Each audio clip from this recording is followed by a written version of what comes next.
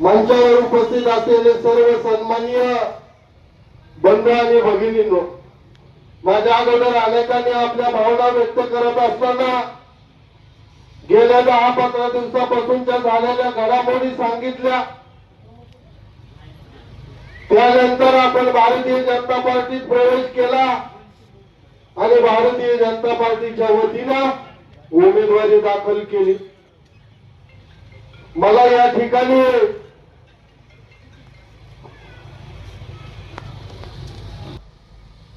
माझ्यासारखा कार्यकर्ता समाजकारणामध्ये काम करत असताना त्यांनी कायम एक शिकवण दिली की आपण आपल्या कार्यकर्तृत्वाने समाजाच्या शेवटच्या घटकापर्यंत मनामध्ये विश्वास निर्माण करत नाही तोपर्यंत जनता आपल्या बरोबर येत नाही।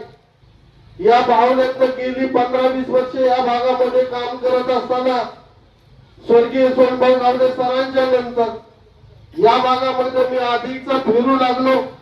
अनेक माझे तरुण सहकारी असतील, माझे ज्येष्ठ सहकारी शेतकरी बांधव माता भगिनी असतील, यांच्याशी जेव्हा संवाद साधू लागलो, या भागातले प्रश्न समजून घेऊ लागलो आणि हे समजून घेत असताना ते मार्गी लावण्यासाठी सातत्याने प्रयत्नशील राहिलो। या भागाचं नेतृत्व आदरणीय माझ्या मंत्री दिलीपरावजी वळसे पाटील साहेब यांच्या नेतृत्वाखाली काम केलं। या भागाच्या विकासासाठी सातत्याने पाठपुरावा करत त्यांच्या माध्यमातून प्रश्न सोडवण्याचा विकास करण्यासाठी प्रयत्न केले। त्याचबरोबर राष्ट्रवादी काँग्रेस पक्ष तळागाळात पोहोचवण्याचं काम वाडी वस्तीवर करत असताना 2013 साली मी जिल्हा परिषदेला इच्छुक होतो।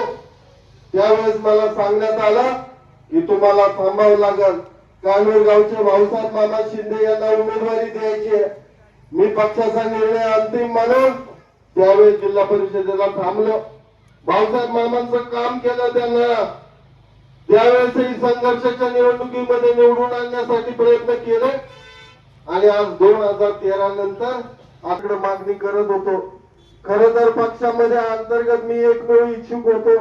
माझ्या सोबतीला राष्ट्रवादी काँग्रेस पक्षाचा दुसरा कोणीही इच्छुक नव्हता, मला स्पर्धक नव्हता। त्यामुळे श्रेष्ठींनी मला सांगितलं तुमची उमेदवारी ही अंतिम आहे, तुम्ही कामाला लागा। त्या दृष्टीने कामाला लागलो, वाडी वस्तीत घराघरात गेलो। मीच नाही तर आमचं अख्खं कुटुंब प्रत्येक घराघरात पोहोचलं। घड्याळ पोहोचवण्याचं काम पत्रक नुसती साधी वाटली नाही तर माझ्या सोबत पंचायत समितीच्या उमेदवारांचे फोटो टाकून सुद्धा आम्ही पोहोचलो। आमचा संपूर्ण जिल्हा परिषद गटामध्ये एक राऊंड पूर्ण झाला। आता दुसरा टप्पा होता उमेदवारी दाखल करण्याचा आणि उमेदवारी दाखल करण्याचा दिवस ठरला। प्रत्येकाला निरोप देण्यात आले।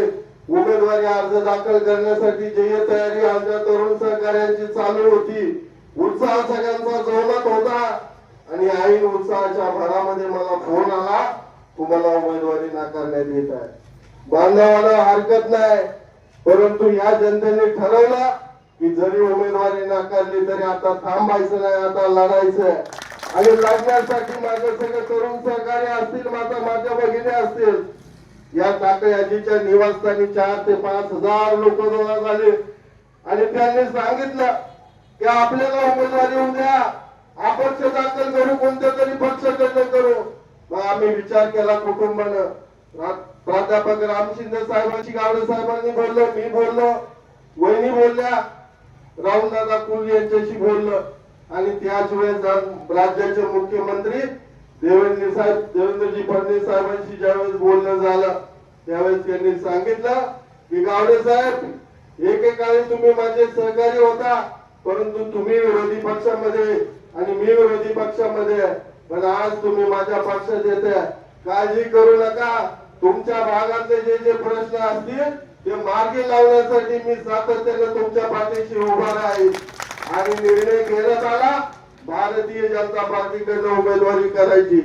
बांधवांनो, ज्या देशाचं नेतृत्व देवेंद्रभाईच्या करतात त्या देशाचे नावलौकिक जगाच्या इतिहासामध्ये त्यांच्या कर्तृत्वानं त्यांनी निर्माण केलेला राज्याचे मुख्यमंत्री देवेंद्र फडणवीस साहेब म्हणून आहे।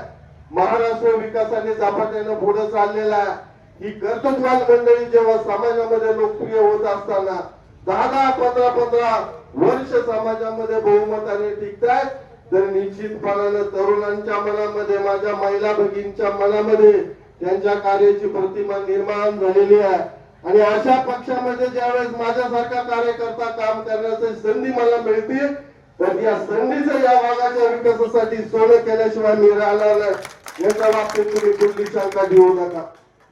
मित्र, खूप काय बोलण्यासारखं वेळ झालेली आहे.